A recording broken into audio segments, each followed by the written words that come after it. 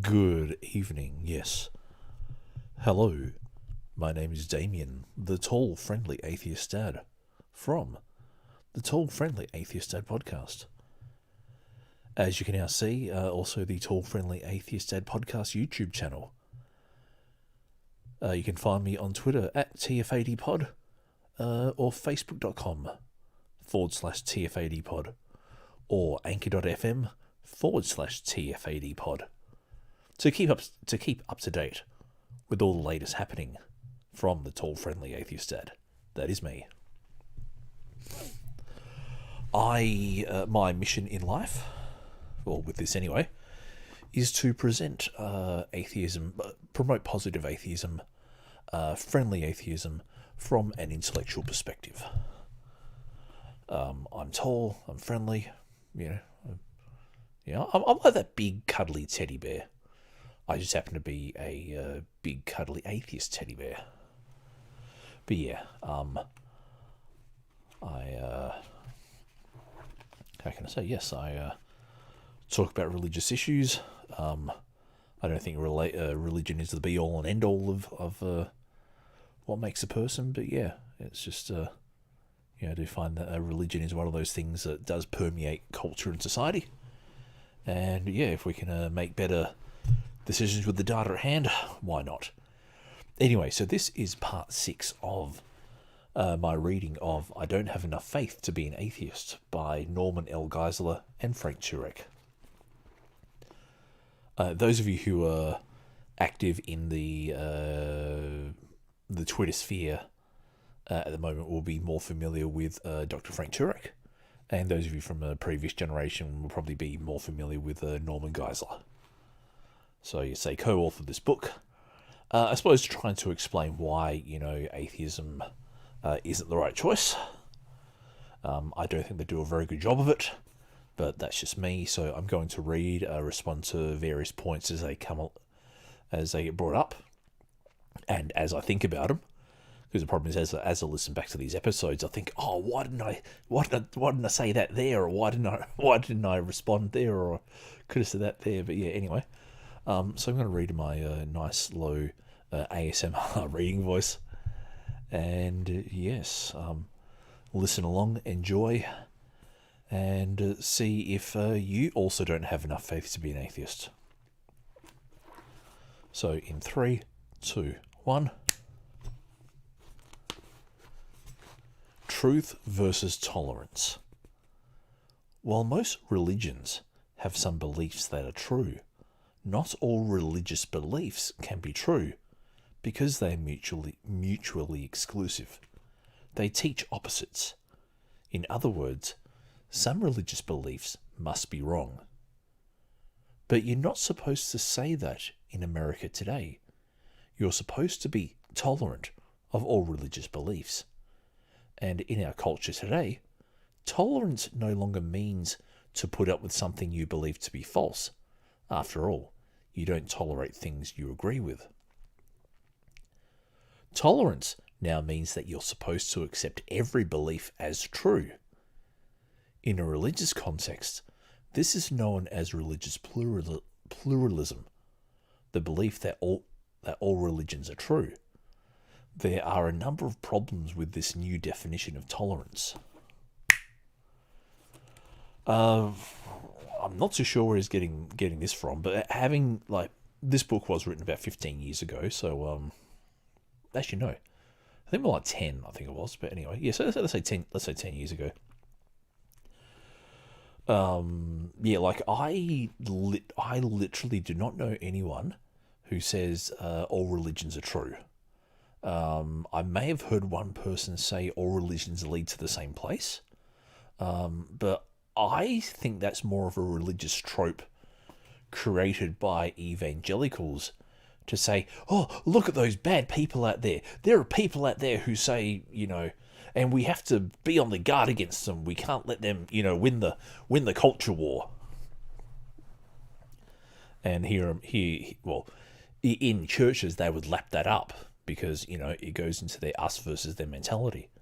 I listen to people say, oh, there are people who say every religion is true. And so, no, I've never heard anyone say that.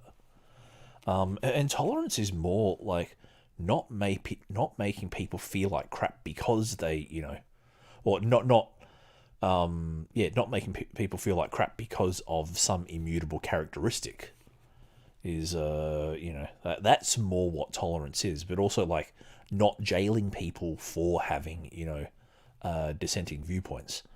I think with this whole idea of cancel culture, and identity politics, I think tolerance has how can I say? I don't think tolerance is much of a thing in our civil discourse at the moment. I think we should, if we call ourselves a mature and rational society, we should be able to listen to people with different viewpoints, and even make friends with them. I am friends especially on social media, with people who have differing religious viewpoints, differing academic viewpoints. I've had them on the pod. I've had people with different viewpoints to me on the podcast, and on Twitter. Some of my best friends on Twitter are religious, are fundamentalist Christians. So it's like I think the best form of tolerance is to listen to other people's viewpoints, calmly explain why they're wrong, and even to make friends. Because at the end of the day, like you get into an argument with someone, like you and the other person are still going to disagree, but you can be friends, and I think that is the sign of maturity. Oh, sorry about that. Just trying to move the mic because it wasn't in the right spot. But yeah, so I think but at least being friendly, not necessarily buddies, drinking buddies, but just having that maturity to be able to look past the belief of the person and get to know the person themselves. But anyway, first, let us say that we are thankful that we have religious freedom in this country, and we don't believe in imposing a religion legislatively. See our book, Legislating Morality. We are well aware of the dangers of religious intolerance, and believe that we should accept and respect people who have different religious beliefs. But that doesn't mean that personally we ought to embrace the impossible notion that all religious beliefs are true. Since mutually exclusive religious beliefs cannot be true, it makes no sense to pretend that they are. In fact, on an individual level, it can be dangerous to do so. If Christianity is true, then it's dangerous to your eternal destiny not to be a Christian. Likewise, if Islam is true, then it's dangerous to your eternal destiny not to be Muslim. Second, the claim that you ought not question someone's religious belief is itself a religious belief for pluralists. But this belief is just as exclusive and intolerant of any religious belief of a Christian or Muslim. In other words, pluralists think all non-pluralist beliefs are wrong. So pluralists are just as dogmatic and closed-minded as anyone else making truth claims in the public square, and they want everyone who disagrees with them to see things their way. All right, so just on that little part there. So let's just move that. So what I find with the general tone of the book so far, so 47 pages in, and the general tone of the book is that, it basically presents other opinions as belief systems. So, for example, Turek and Geisler paint atheism as a belief system, whereas no, it's just not accepting the proposition that gods exist. That's all. Just trying to think, and yeah, even if you have like an opinion, just trying to think. So where he says, pluralists think all non-pluralist beliefs are wrong. Well, true, but it's more. Oh, then he says, so pluralists are just as dogmatic and closed-minded as anyone else. Dogmatic and closed-minded goes to why you think what you think and how logically justified you are in believing that. So, for example, you could say that globe Earth people are dogmatic and closed-minded. But that's because we've proven, 15 ways to Sunday, that the Earth is a globe. So, you can't really say, it's not an equivalent to say that, just because you disagree with me because you're dogmatic and closed-minded. Like if you believe something because the evidence supports it, and you reject arguments against it, you're not being dogmatic and closed-minded. You're being, you're being open-minded that you could be wrong, but you've investigated the evidence, and the evidence shows that you're not wrong. And so yeah. Third, the prohibition against questioning religious beliefs is also an absolute moral position. Why shouldn't we question religious beliefs? Would it be immoral to do so? And if so, by whose standard?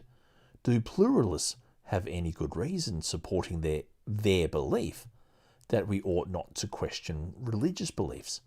Or is it just their own personal opinion that they want to impose on the rest of us? Unless they can give us good reasons for such a moral standard, why should we allow them to impose it on us? And why are pluralists trying to impose that moral position on us anyway? That's not very tolerant of them. Fourth, the Bible commands Christians to question religious beliefs. Since Christians have a religious belief that they ought to question religious beliefs, then pluralists, according to their own standard, should accept this as well. But of course, they do not. Ironically, pluralists, advocates of the new tolerance, are not really tolerant at all. They only tolerate those who agree with them, which by anyone's definition is not tolerance. This is something just slightly unnerving is just the word games and the half-truths. Yeah, and again, I don't know anyone who's a classic pluralist in this, and pluralism isn't necessarily that all religious beliefs are true. Pluralism could just mean that, we should let people have their own religious beliefs, stuff like that, or whatever, it's just basically pluralism is just not being exclusive. That's all, yeah. But anyway, I might be wrong on that, but yeah. Fifth, the pluralist claim that we ought not question religious beliefs is a derivative of the false cultural prohibition against making judgments. The prohibition against judging is false because it fails to meet its own standard. You ought not judge is itself a judgment. Pluralists misinterpret Jesus' comments on judging, Matthew 7:1-5. Jesus did not prohibit judging as such, only judging hypocritically. Indeed, everyone, the pluralist, the Christian, the atheist, the agnostic, makes judgments. So the issue isn't whether or not we make judgments, but whether or not we make the right judgments. Finally, are pluralists ready to accept as true the religious beliefs of Muslim terrorists, especially when those beliefs say that all non-Muslims, including pluralists, should be killed? Are they ready to accept as true the religious beliefs of those who believe in child sacrifice or other heinous acts? We hope not. While we should respect the rights of others to believe what they want, we are foolish, and maybe even unloving, to tacitly accept every religious belief as true. Why is this unloving? Because if Christianity is true, then it would be unloving to suggest to anyone that their opposing religious beliefs are true as well. Affirming such error might keep them on the road to damnation. Instead, if Christianity is true, we ought to kindly tell them the truth, because only the truth can set them free. Okay, that's interesting. But yeah, no, it's just that I do get this. Yeah, it's just I can't help shake the feeling that Geisler and Turek are just shifting the goalpost slightly bending definition slightly, giving that half truth, like the half picture, and then, it's just, that's just my opinion, reading this, and anyway, I might be wrong. Back to the book. Once I was blind, but now I see. What does the vast plurality of religious belief tell us about truth in religion? At first glance, it might appear that the existence of so many contradictory beliefs just reinforces the elephant parable we mentioned in the introduction, namely, that truth in religion cannot be known. But exactly the opposite is the case. To refresh your memory, in this parable, an elephant is being examined by 6 blind men. Each man feels a different part of the elephant, and thus reaches a different conclusion about the object in front of him. One grabs a tusk and says, "This is a spear." Another holds the trunk and says, "This is a snake." The one hugging the leg claims, "This is a tree." The blind man holding the tail thinks, "I have a rope." And the one feeling the ear believes, "This is a fan." And the one leaning on the elephant's side is certain, "This is a wall." These blind men are said to represent world religions because they each come to a different conclusion about what they are sensing. Like each blind man, we are told, no one religion has the truth. Religious truth is relative to the individual. It is subjective, not objective. This may seem persuasive until you ask yourself one question.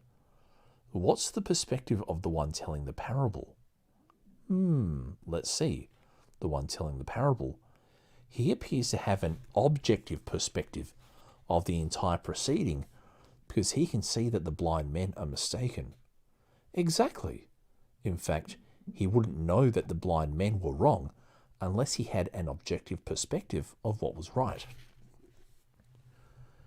So if the person telling the parable can have an objective perspective, why can't the blind men? They could. If the blind men suddenly could see, they too would realize that they were originally mistaken. That's really an elephant in front of them, and not a wall, fan, or rope. We too can see the truth in religion. Unfortunately, many of us who deny there's truth in religion are not actually blind, but only willfully blind. We may not want to admit that there's truth in religion because the truth will convict us. But if we open our eyes and stop hiding behind the self-defeating nonsense that truth cannot be known, then we'll be able to see the truth as well. And not just truth in the areas where we demand it, money, relationships, health, law, etc., but truth in religion as well. As the blind man healed by Jesus once said, "Once I was blind, but now I see." The skeptic may say, "Wait a minute, the elephant parable may be a bad parable, but that still doesn't prove that truth in religion can be known. You've proven that truth can be known, but not necessarily truth in religion. In fact, didn't David Hume and Immanuel Kant disprove the idea of truth in religion? Not at all, and we'll see why in the next chapter. Well, my personal idea of truth is that which comports to reality, with the proviso that, one person doesn't see everything. And this is why we have, equipment and technology and, various other ways of, seeing reality, of being able to know things about reality. It's not like there's one reality for you and another reality for me. Reality is reality, and there are things that can happen, especially in the case of neurological injury, that can affect our perspective of reality.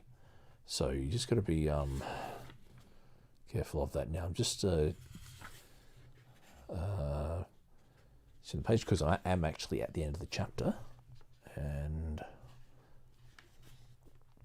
so what I'll do is I'll read the summary for this chapter and then I'll start the next one. Summary.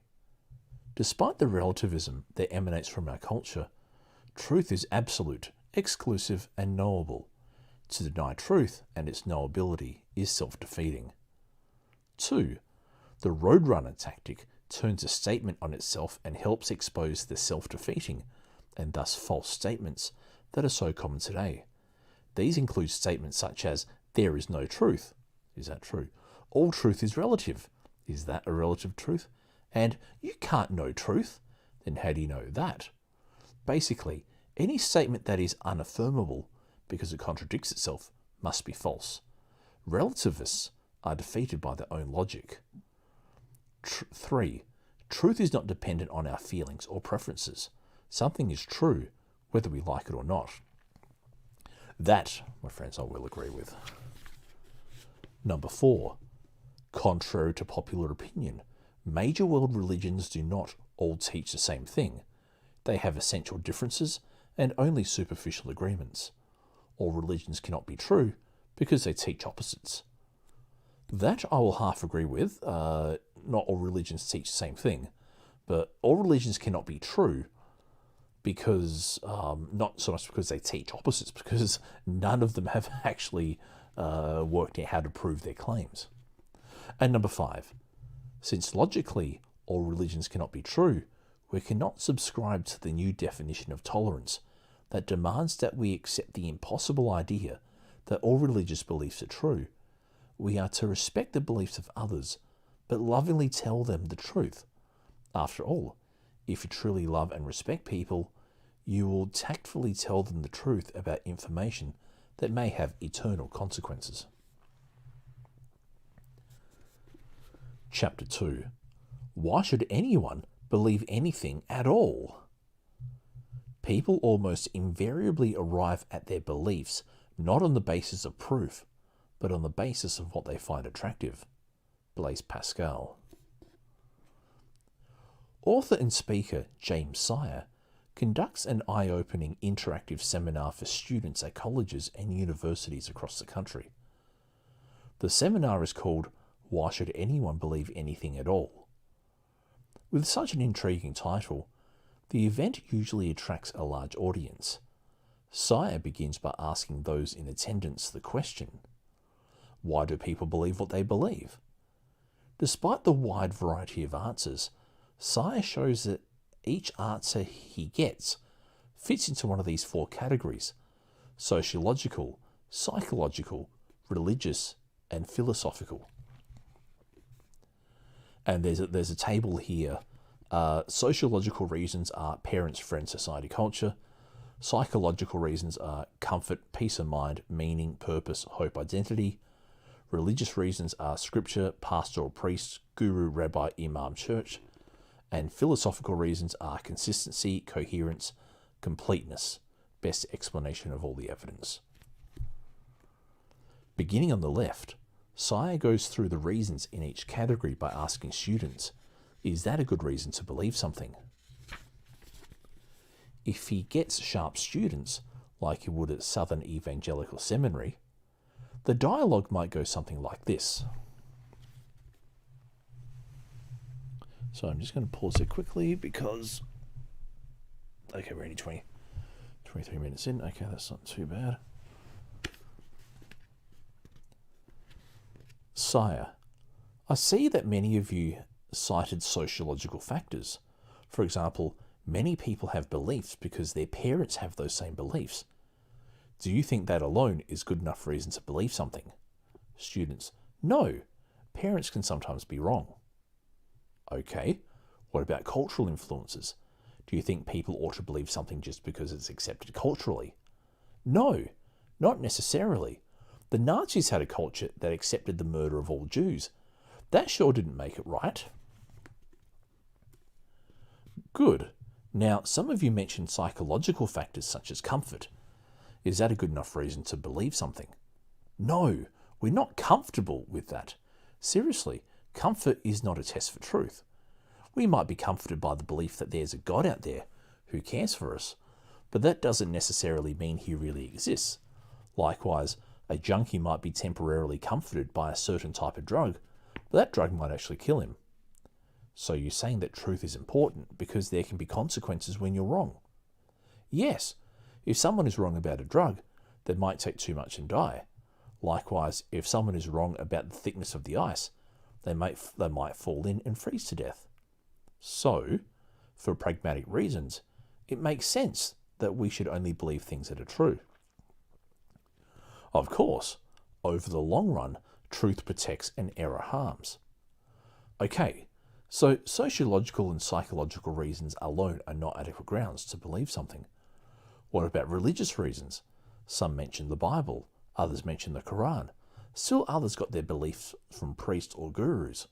Should you believe something just because some religious source or holy book says so? No, because the question arises, whose scripture or whose source should we believe? After all, they teach contradictory things. Can you give me an example? Well, the Bible and the Quran, for example, can't both be true because they contradict one another. The Bible says that Jesus died on the cross and rose 3 days later, while the Quran says he existed but didn't die on the cross. Surah 4:157. If one's right, the other one is wrong. Then again, if Jesus never existed, both of them are wrong. So how could we adjudicate between, say, the Bible and the Quran? We need some proofs outside those so-called scriptures to help us discover which, if either, is true. From which category could we derive such proofs? All we have left is the philosophical category. But how can someone's philosophy be a proof? Isn't that just someone's opinion? No, we don't mean philosophy in that sense of the word, but in the classical sense of the word, where philosophy means finding truth through logic, evidence, and science. Excellent! So with that definition in mind, let's ask the same question of the philosophical category. Is something worth believing if it's rational, if it's supported by evidence, and if it best explains all the data? That certainly seems right to us. Actually, I'll quickly go back just a little point about Jews and the Nazis. My understanding was that the people of Germany at the time didn't actually know they were murdering Jews. They know there was a campaign against them, and Jews were blamed for certain things. But saying that the Nazis had a culture that accepted the murder of all the Jews, the Nazi leadership, yes, but not all the common on the ground Nazis, and definitely not all the German people either. So be careful of that one. By exposing inadequate justifications for beliefs, the way is cleared for the seeker of truth to find adequate justifications. This is what an apologist does. An apologist is someone who shows how good reason and evidence support or contradict a particular belief. That's what we're attempting to do in this book, and it's what Sire sets up in his seminar. Sire's Socratic approach helps students realize at least 3 things. First, any teaching, religious or otherwise, is worth trusting only if it points to the truth. Apathy about truth can be dangerous. In fact, believing error can have deadly consequences, both temporary and, if any one of a number of religious teachings are true, eternally as well. Second, many beliefs that people hold today are not supported by evidence, but only by the subjective preferences of those holding them. As Pascal said, people almost invariably arrive at their beliefs not on the basis of proof, but on the basis of what they find attractive. But truth is not a subjective matter of taste, it's an objective matter of fact. Finally, in order to find truth, one must be ready to give up those subjective preferences in favour of objective facts, and facts are best discovered through logic, evidence, and science. While using logic, evidence, and science seems to be the best way to get at truth, there are some who still have an objection. That objection concerns logic, namely, whose logic should we use, Eastern or Western? Ravi Zacharias tells a humorous anecdote that will reveal the answer. Okay, so just pause there for a second and we'll see how much. Okay, I might finish these couple of pages about Ravi Zacharias. It's a bit weird saying his name now that we know what what he got up to in his spare time, I think is the nice way of putting it. And just on that, like, I've never heard of anyone talking about Eastern or Western logic. You know, it's well, anyway. Let's get to the point, and then we'll discuss afterwards. Western logic versus Eastern logic. As a Christian apologist, author, and native of India, Ravi Zacharias travels the world giving evidence for the Christian faith. He has an incisive intellect and an engaging personality, which makes him a favourite on college and university campuses. Following a recent presentation on an American campus regarding the uniqueness of Christ, Ravi was assailed by one of the university's professors for not understanding Eastern logic. During the Q&A period, the professor charged Dr. Zacharias, "Your presentation about Christ, claiming and proving to be the only way to salvation, is wrong for people in India because you're using either-or logic. In the East, we don't use either-or logic. That's Western. In the East, we use both and logic. So salvation is not either through Christ or nothing else, but both Christ and other ways." Ravi found this very ironic because, after all, he grew up in India. Yet here was a Western-born American professor telling Ravi that he doesn't understand how things really worked in India. This was so intriguing that Ravi accepted the professor's invitation to lunch in order to discuss it further. One of the professor's colleagues joined them for lunch, and as he and Ravi ate, the professor used every napkin and placemat on the table to make his point about the two types of logic, one Western and one Eastern. "There are two types of logic," the professor kept insisting.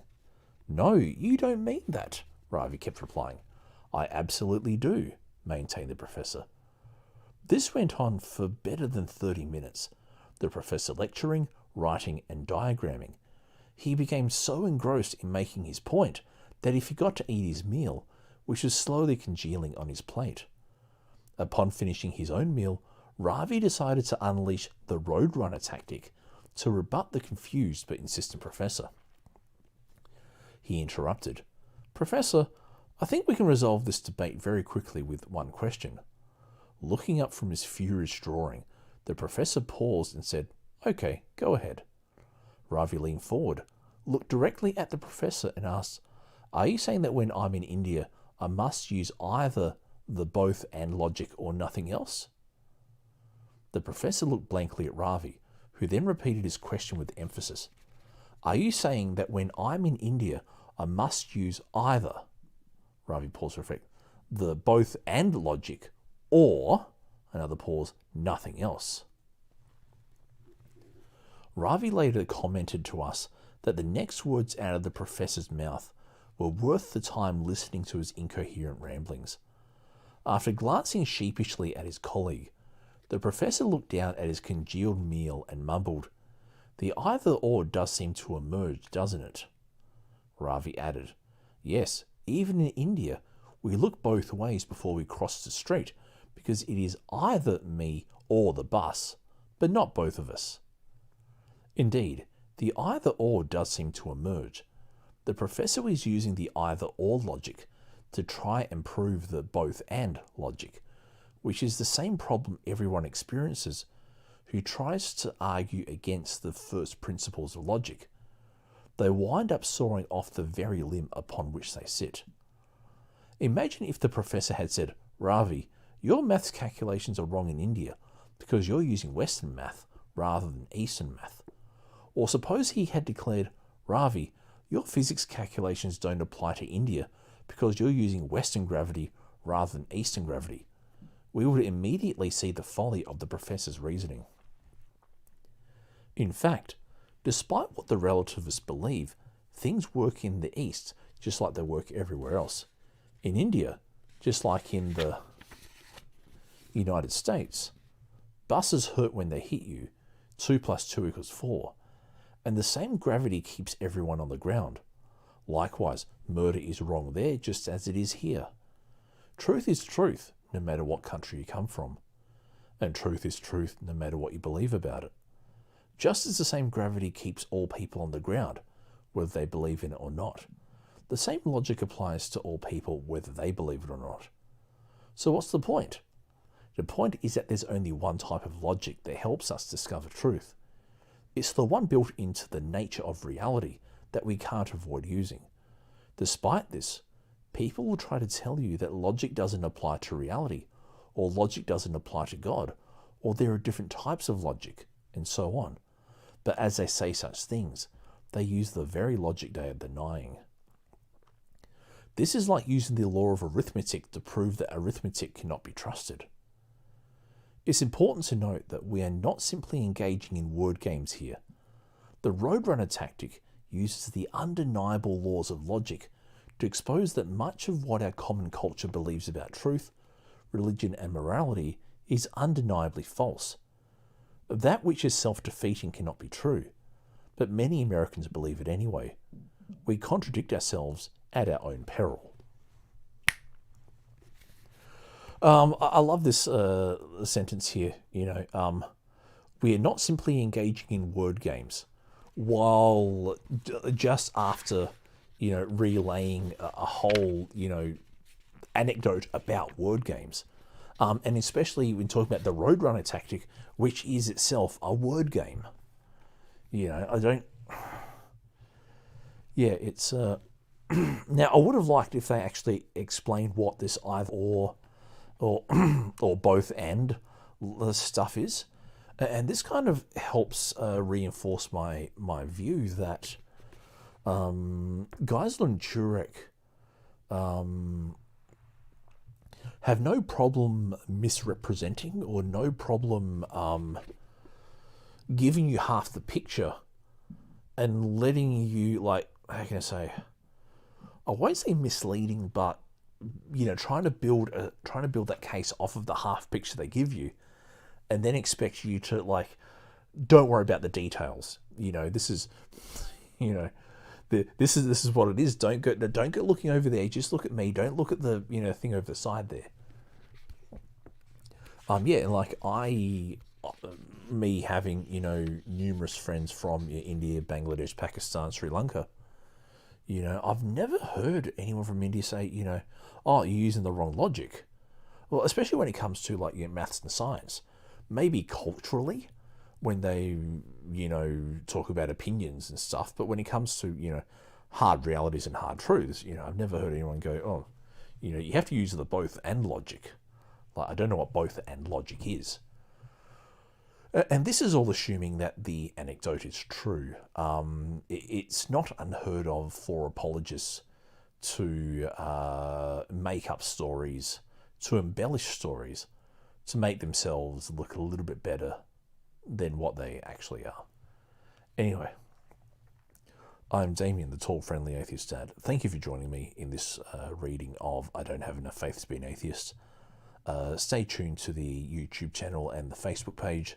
If you want to contact me, feel free to do it on Twitter at TFADpod. Head over to www.tallfriendlyatheistdad.com, facebook.com/TFADpod. Or just stay on the YouTube channel and I'll on the Facebook page and you'll see stuff come up. Otherwise, look after yourselves, stay safe, be rational. Bye.